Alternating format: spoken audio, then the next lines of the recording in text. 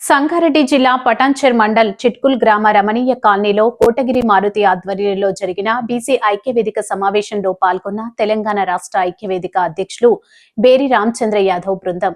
RK Maruti ఆధ్వర్యంలో చిట్కుల్ గ్రామ రమణీయ కాలనీలో బీసీ ఐక్యవేదిక సమావేశం జరిగింది. ఈ సమావేశంలో ముఖ్య అతిథులుగా స్థానిక బీసీ అధ్యక్షులు ఆంజనేయులు ముదిరాజ్, బీసీ ఐక్యవేదిక రాష్ట్ర అధ్యక్షులు బేరి రామచంద్ర యాదవ్, బీసీ ఫెడరేషన్ అధ్యక్షులు ఆర్కే సాయన్న ముదిరాజ్ మొదటగా మారుతి ముదిరాజ్ అతిథులను స్వాగతం పలుకుతూ బీసీలందరినీ ఏకం చేసి ఐకమత్యంతో మనకున్న సమస్యలను తీర్చే క్రమంలో ప్రజాస్వామ్య హక్కులను కాపాడుకుందామని, బీసీలకు జరుగుతున్న అన్యాయాలను ఎదుర్కొని సర్పంచ్ నుంచి పార్లమెంటు మెంబర్ వరకు బీసీలందరూ ఏకమై ఐకమత్యంతో మన ఓట్లు మనం వేసుకుని బీసీలను అత్యధిక స్థాయిలో గెలిపించుకుందామని పేర్కొనడం జరిగింది.